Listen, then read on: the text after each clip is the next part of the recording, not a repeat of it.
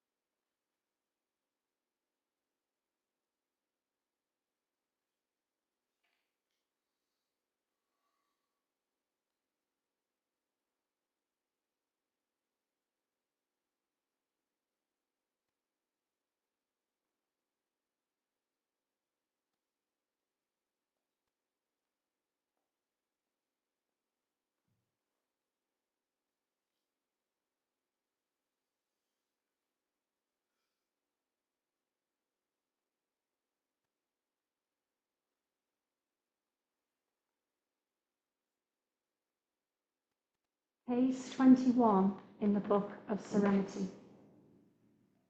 Young Yan sweeps the floor. As Young Yan was sweeping the ground, Daewoo said, "Too busy." Young Yan said, "You should know there's one who isn't busy."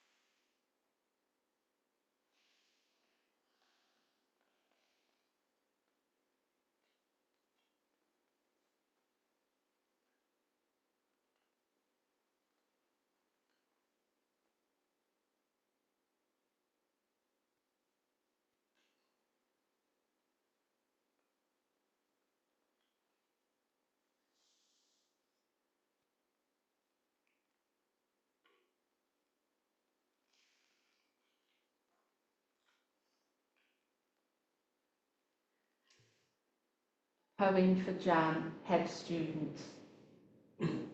Function Mountain, deep harmony.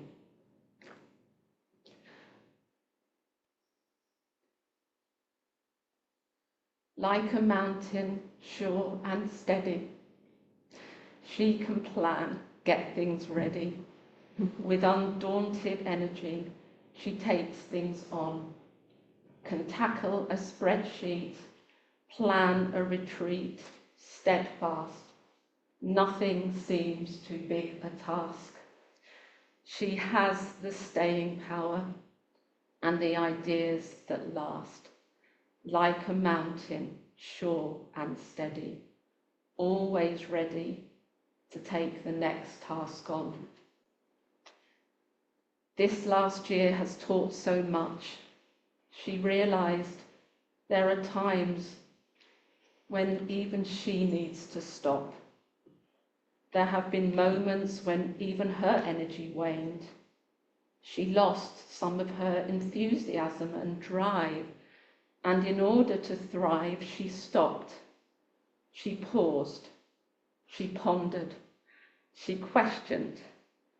She allowed herself to be with the can't be asked in that uncomfortable place of unfamiliarity. Jan found great harmony in the balance between doing and being, in the bringing together of different parts, much like a choir leader who gives space to the softer voices. Like a shepherdess, she brings together members of the flock, knowing the value of all the parts. She opens her arms and makes space for people to come together to join in. Great harmony requires a big heart, patience, generosity and vision.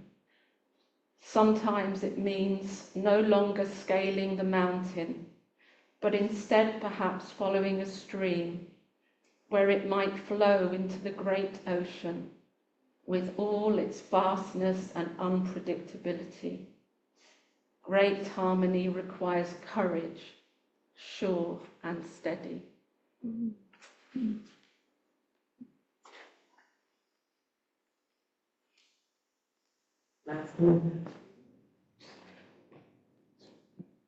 Now hear the head students.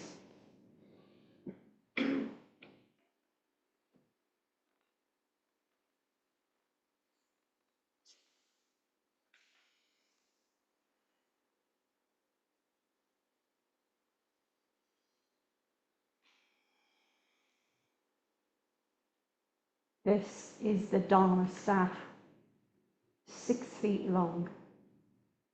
It once was a black snake on Butcher Peak. It became the Udambara flower. In Shaolin Temple, it burst forth the 5 petals of Zen.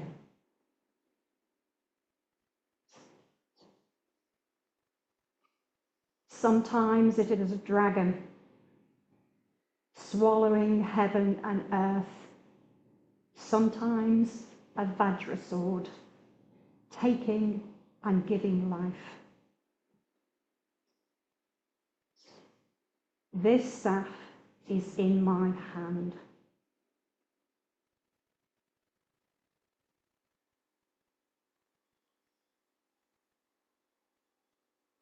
Just as a mosquito biting an iron ball, I cannot give it away.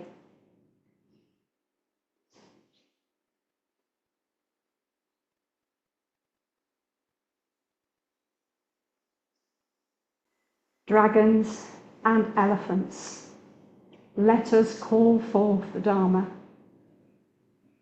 Give me your questions.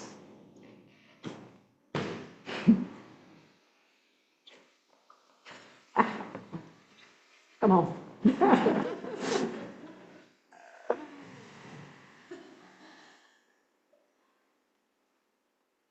Dear Susha, thank you so much for all of your years' teachings. There have been many.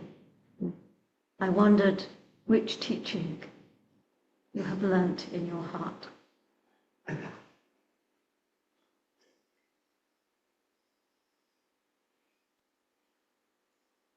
Not knowing is most intimate.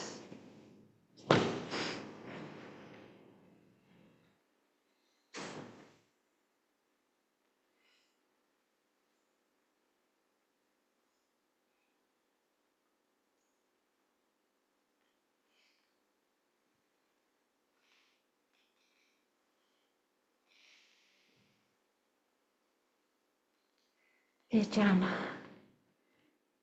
I wondered if you could give me some advice about how to manage the tension between bringing my particular gifts and qualities to the world and knowing how to not be attached to them when they're getting in the way.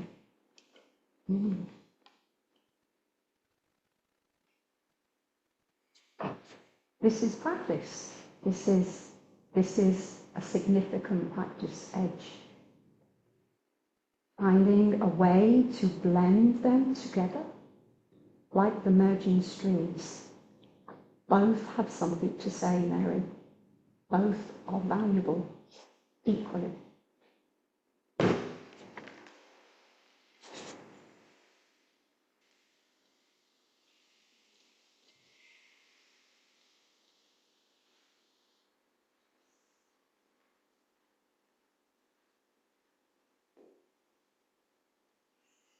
Jan, dear head teacher, student, I wonder if you can teach me something that you learned during this year.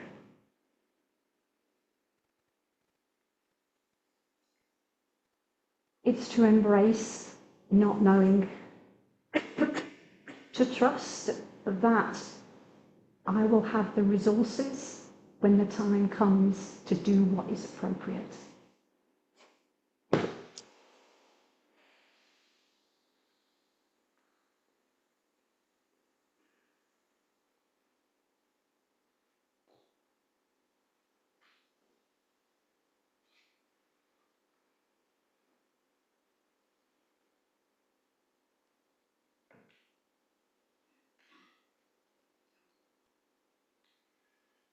Dear head student, dear Jan, would you please speak? This is quite a capacious question, so do please choose the aspect that calls you to speak to. Would you please speak to your experience of expressing the teachings, expressing the Dharma during your time in your role as head student?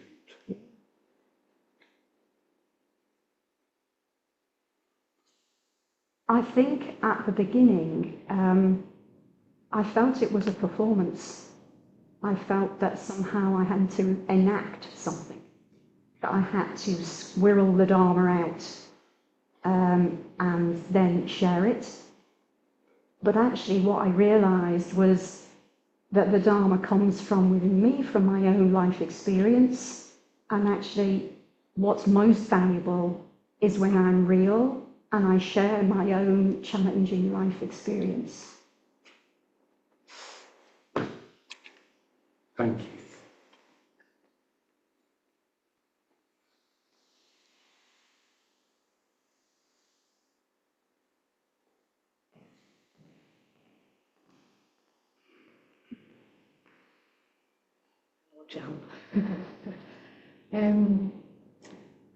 My question is, when the no turned into a yes and you stepped through the threshold, like the invisible threshold, I imagine, I believe that fear would have come along as a guest, as a companion, maybe an avid companion at times. I'm just wondering what springs to mind. There've been many things, but maybe what springs to mind right now that supported you and helped you with that? What was strange, Maria, is that somehow once I'd said yes, the fear dissolved. It was quite a revelation to me that I thought it was going to be ever present through being head student. But once I'd said yes, I could do nothing other than surrender myself to all of you. You know, this was something that was being requested of me, and I held on to that, and somehow that helped me to not be fearful, to realise and recognise that this is in service and it wasn't a performance. I was doing this for all of you.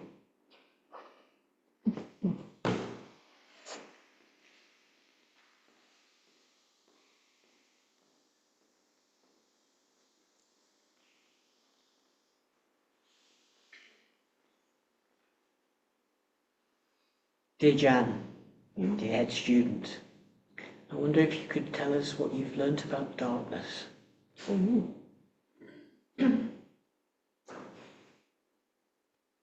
At first, I was mystified as to what it was. I wanted to try and understand it. I thought it was something that I could conceptualize. I think this is my practice edge. I think that embracing darkness, embracing not knowing, and not seeing things as definitive and separate is, and even then that's an intellectualization, what I just said there. But I feel this is like something for me moving deeper to a sense of complete unknown, which I think I probably have resisted.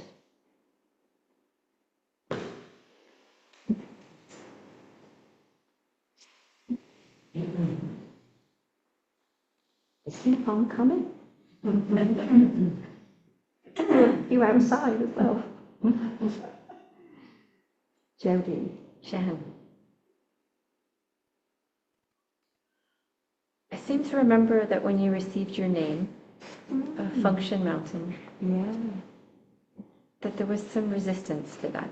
I just wonder, how do you feel you embody Function Mountain? How has that changed for you over this past year? Well, my friend here really has helped describe that. I was resistant because it felt like it was one-dimensional, and somehow I'd interpreted that this was how I was seen, as just something very functional. But I was forgetting the sort of mountainness bit, in that the steadfastness and the solidness and the capacity, which is something that I can share and I can offer to all the lovely people in this Sangha and the world. Is that right?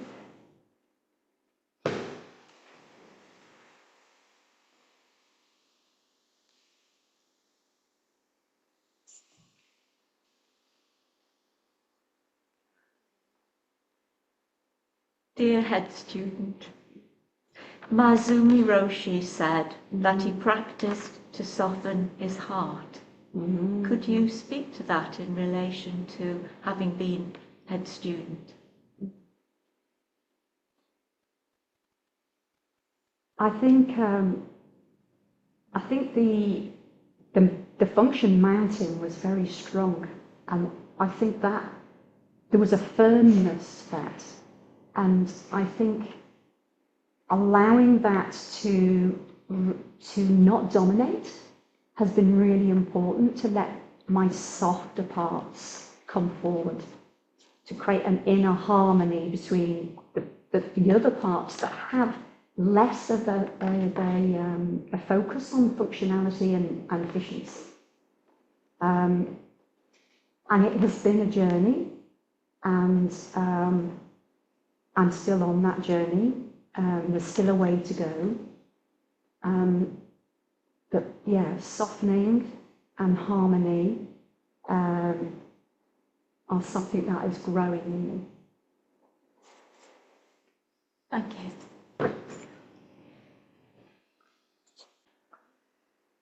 Okay, so firstly, I want to thank Karen for that beautiful poem. And I'm really touched by the shepherdess idea. Feels like this has been something important to me. In the Sangha, I think I can identify that within me. Inviting and welcoming people in has been something I've held very, very dear, so thank you for that. And thank you for the year of support. Thank you for your questions. It's nerve-wracking to come up, so I really appreciate your sincerity in finding questions that I might be able to tackle. And yeah, thank you for being willing to be vulnerable and put yourself forward. So now it's time for me to say a few words, unscripted by the schedule. I think I'm really struck by what Trudy is saying about the ceremony, that this is thousands of years old, and it's been such an honour for me to be part of that and believe and feel like I'm just part of a process. And it was such a delight when I took the baton from Judy last year, and it feels really lovely to be passing that baton on to new head students, and I'm really excited for that process too. To Sophie and Cassie taking on, take care of the staff. I've loved it well. It's been a good friend.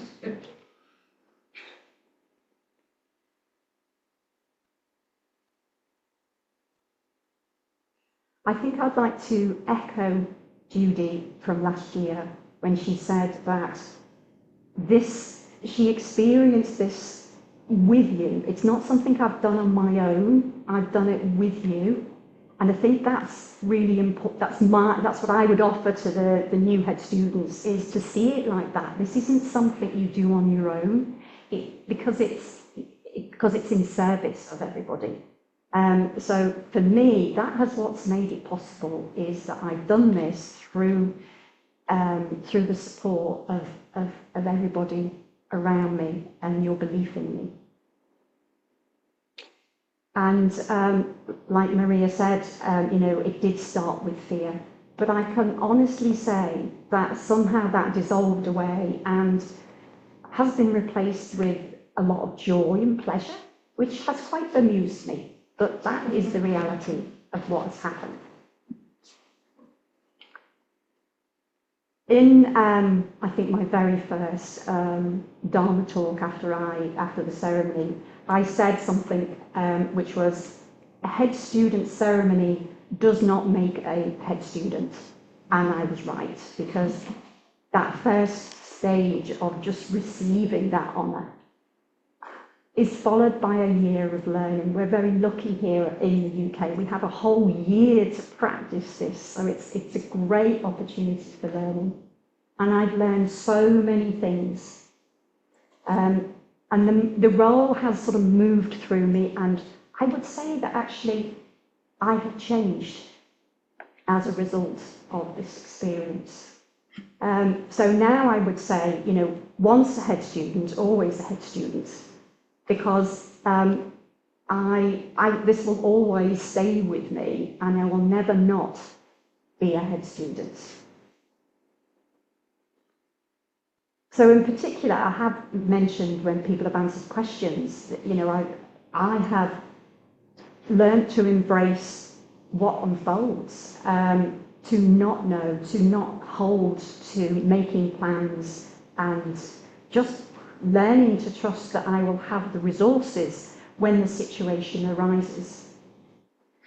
And I think I picked up a phrase, I think I heard Trudy once say about, the person I am now is not the person I will be. So instead of having the jitters about what I'm going to do in a month's time to do a talk, I think, well, I'll be different then.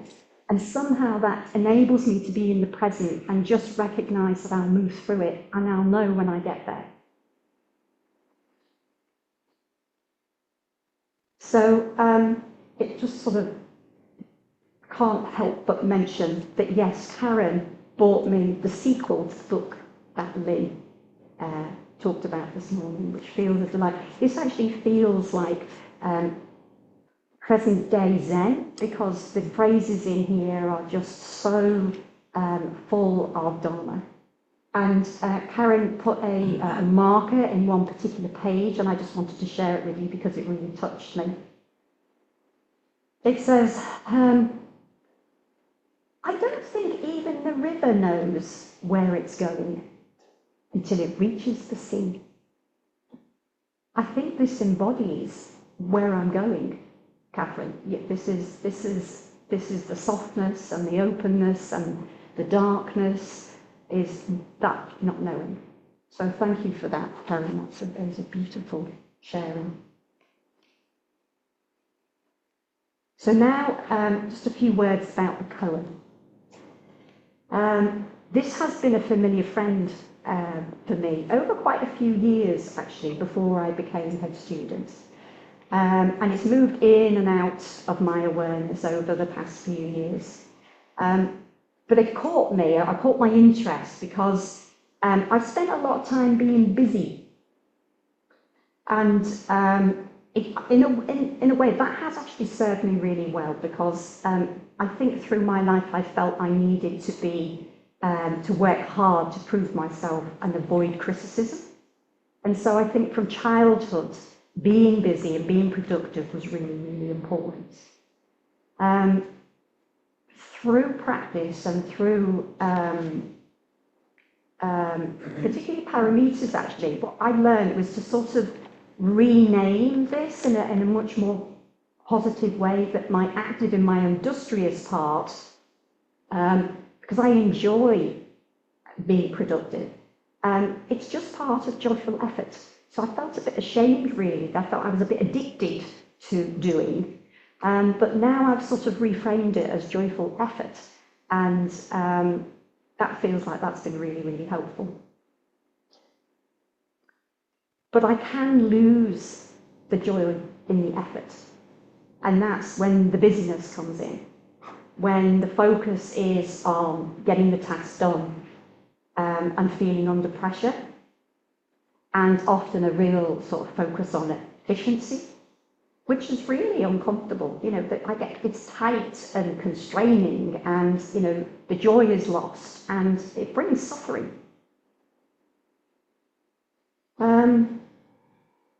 But knowing when I get caught in that is actually what is like the gateway to freedom. If I can catch myself when I'm moving into the busy, then actually that can make a big difference.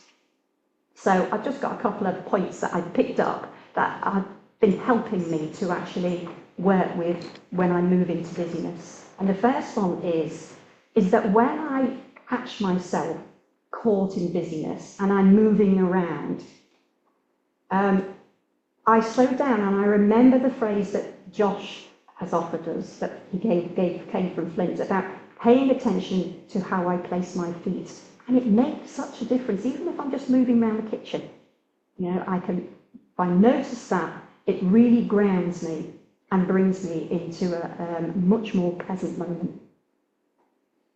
And then there were a couple of things I picked up from branching streams. The first one was Mel Weitzman describing Suzuki Roshi, and this Josh mentioned yesterday, and I'd already picked this up and popped it in my pocket.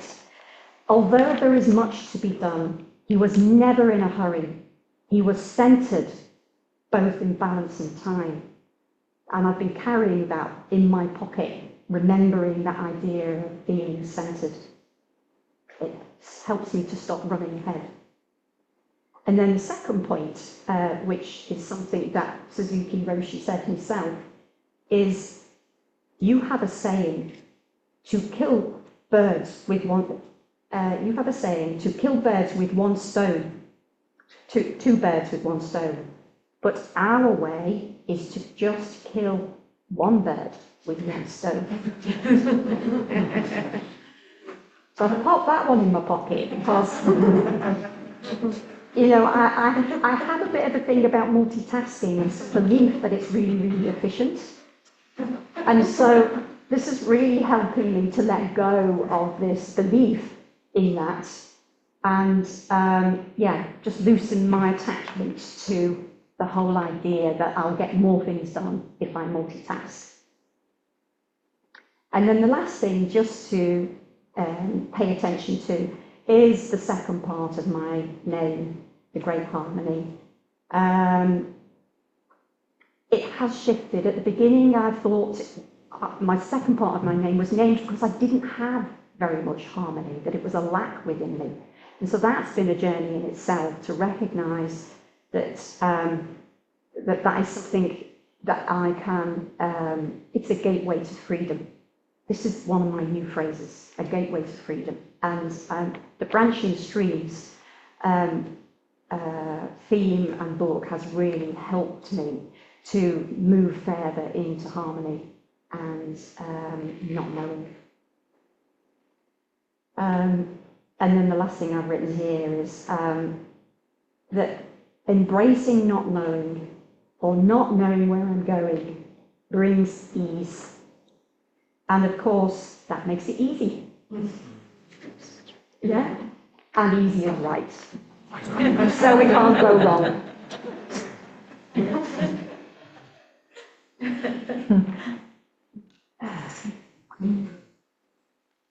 So now I'm going to apologise.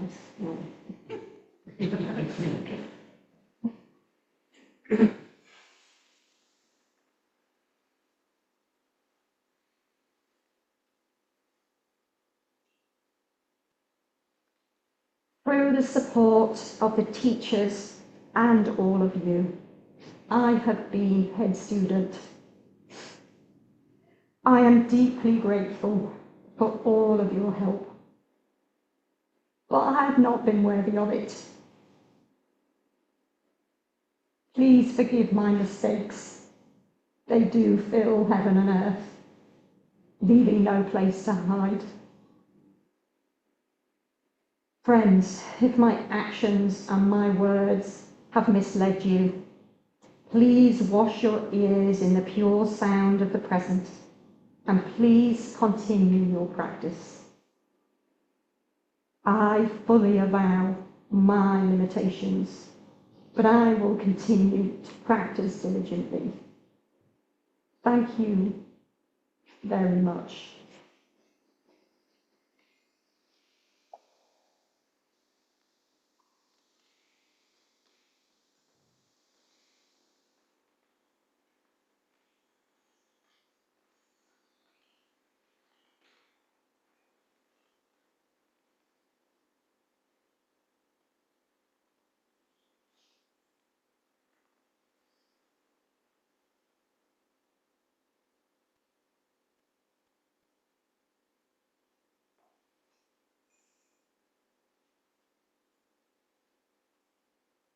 This staff has been in my hands. I now return it to you.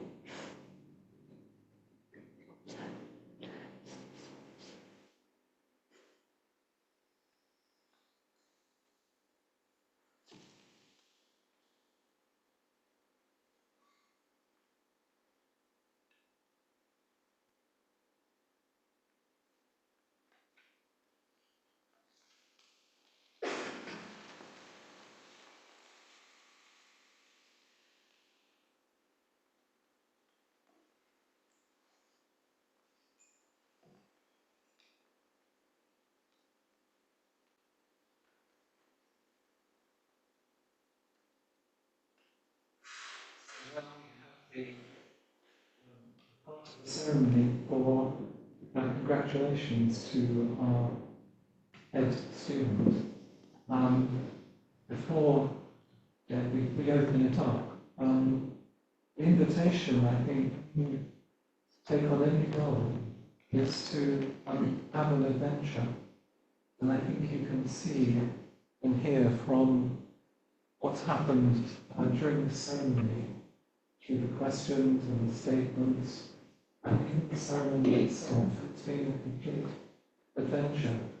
And I'm so touched that you've taken on this adventure and shared it all the time with everybody in our community. And it takes courage and intention and generosity to embrace an adventure, which of course this practice is and should be. It's not an adventure. What is it? So I'm so grateful to you for inhabiting this role during the year and for everything I've learned from you during that time. I deeply deeply touched me. So thank you so much. And I know that you will continue to inhabit the spirit of head student after this time. So now is our opportunity to congratulate Jan and share warm words for her year serving our community. And also for the Celestials to do the same. So I'd like to congratulate Jan with the traditional present. So thank you so much, Dan. You've offered so much, so warmly, so heartfully, and quite often functionally. Yes. I am so grateful to have had the opportunity to do it. I know. Thank you for encouraging me over the years.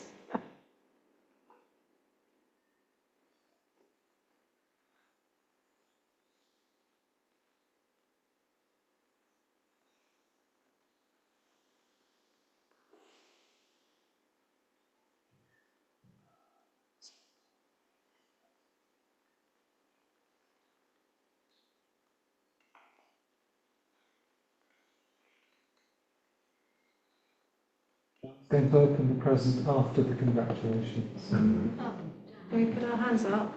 Yes, just stand and Okay. yes. So Jan, I really connected with you, not last year but the summer before in Sheldon, and I really want to honour your shepherdessing. Yeah, I have felt really welcomed into the community by you. Thank you. Jan, you have taught me one of the biggest important lessons of my life is to try things I don't think I'm going to be good at. Your honesty, one of the first talks you did, you showed such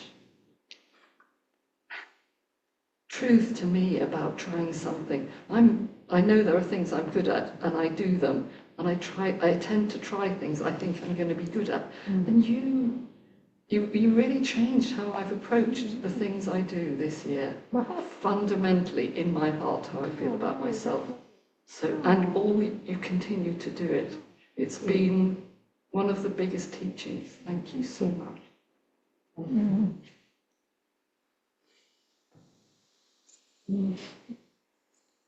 My heart's very full. I want to honour what I appreciate most about you, which is that you know that the path is under your feet. I love your groundedness, and I love the fact that you know that obstacles are not obstacles, they are the path. And I cannot think of anyone who has embodied that as wholeheartedly as you have. And I appreciate that vastly. Thank you. Thank you, that's lovely, Catherine. I'm going to put that in my pocket. I'm going to have whole pockets.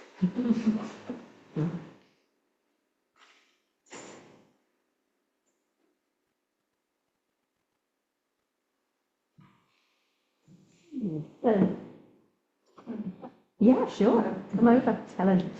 Even though I've not really been around in the last year or so, anytime I do try to get involved, I always get a really warm, quick welcome from you on an email, or if I'm ever anywhere in person. It's so nice to see you because of how honest I feel. You show if you're jittery, you'll say it, and I think that's really helpful for someone like me. It gives it permission to be, so thank you. Okay.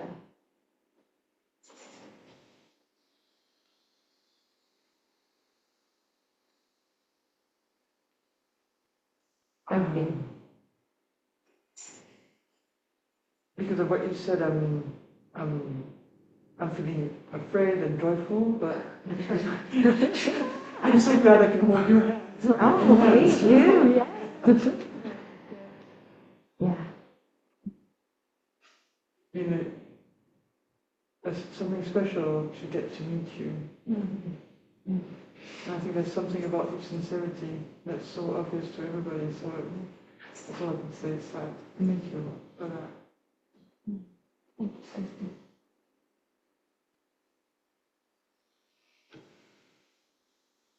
Ben. Yes, you did. I'm so utterly delighted that you have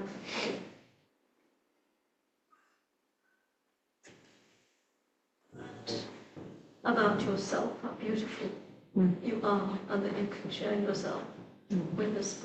And you know, we wouldn't be here if it wasn't for Function Mountain, let's be honest.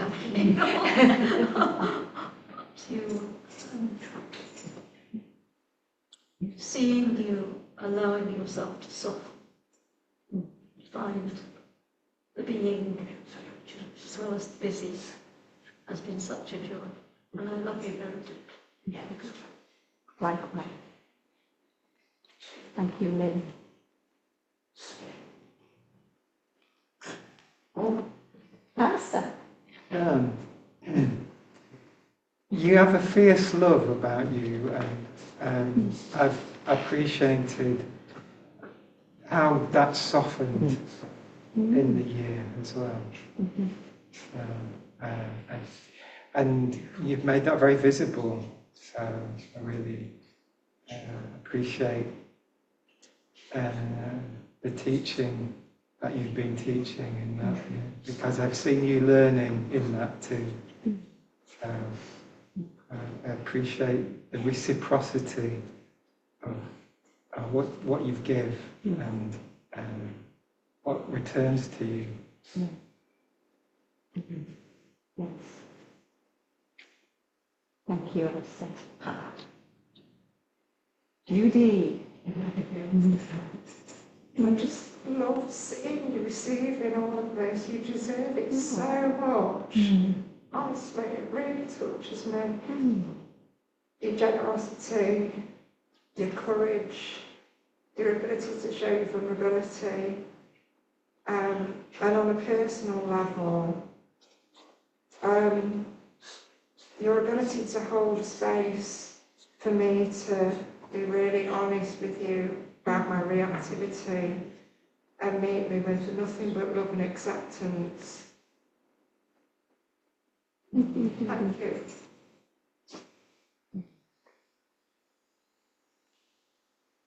Jodie. Jan.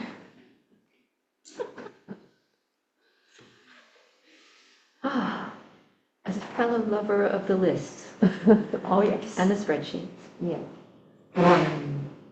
it's been just wonderful and delightful to receive your support as Tenzo and to be able to stay with you in your home. And feel like part of family when I'm with you. And I appreciate the care that you've shown.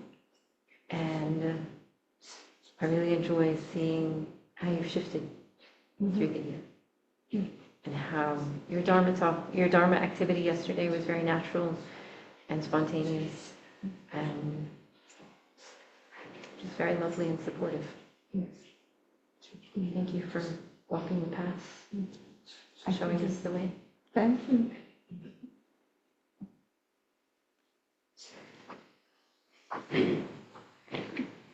Maria. I hate I was getting emotional. Anyway, you've been a constant right from the dot of all this for me. You've always been there. And even in this last year of illness, and lots of illness going on, you've sent me gluten-free cookies through the post and little messages, and it's just been a way of holding me and keeping me there. Well, thank you so much for being a constant. Lots of love.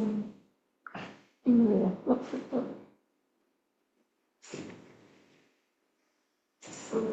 Jan, when I think of you, I have always in my back mind you dancing. And in a way, I felt throughout this year this capacity, because if you dance, you are aware of the space you're in. And I felt this sense you have for spaciousness and for rhythm. You sent out invitations to us all, and then there was a little pause, and then another creativity and another invitation. So I really felt that you shared with us your process, and it was very inspiring. Yeah. Thank you. Oh, thank you, Denise.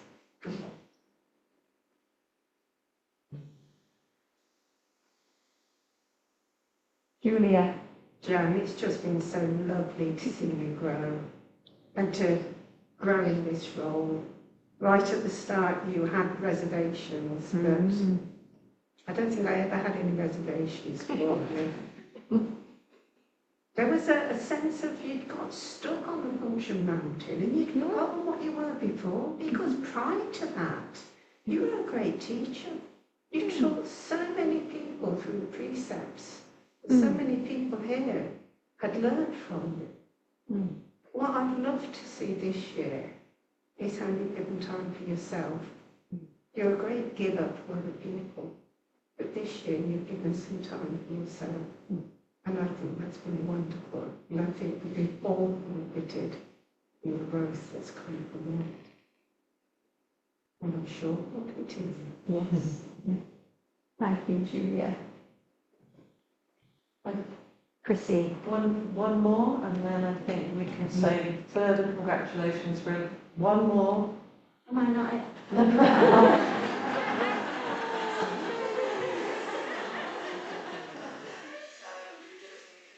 Yeah, we do. Yeah, absolutely. Chrissy.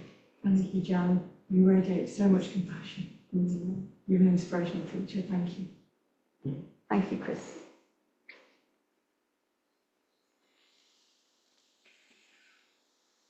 So, Jan, I hope you have really taken in the love and appreciation and the I feel very loved. Yeah, you are. And thank you so much for this this year that you've offered us so wholeheartedly. And I think you've really, one of the things we often talk about, you really have orientated yourself towards this soft, flexible mind. And I know that you will always have that function mountain in you as well. So we might have a soft, flexible spreadsheet. But it's been a beautiful year for me to be with you on this journey. Thank you for being alongside me, Josh. Couldn't have done it without you. So I'll now move to the concluding part of the ceremony, and our Doan will announce the next verse. So, yeah, cool. So this is solo. You don't need your tension. May all awakened beings extend with true compassion their luminous mirror wisdom. May the merit and virtue of our practice extend to all beings everywhere. May all be relieved of suffering, free from fear, longing, aversion, and ignorance. And may the way of awakening go on endlessly. We offer the merits of this ceremony for the welfare of all beings everywhere. May all be relieved of suffering, free from fear, longing, aversion, and ignorance. And may we, together with all beings, realize the awakened way. Bodhisattvas.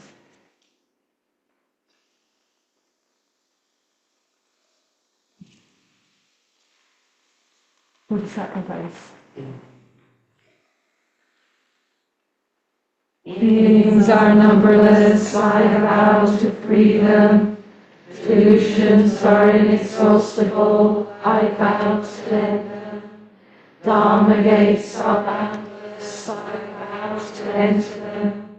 Buddha's way is unsurpassable, I vow to embody it.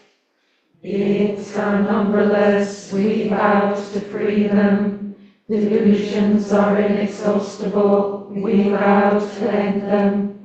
Dharma gates are boundless, we vow to enter them. Buddha's way is unsurpassable, we vow to embody it. Beings are numberless, this vow frees them all. Delusions are inexhaustible, this vow ends them all.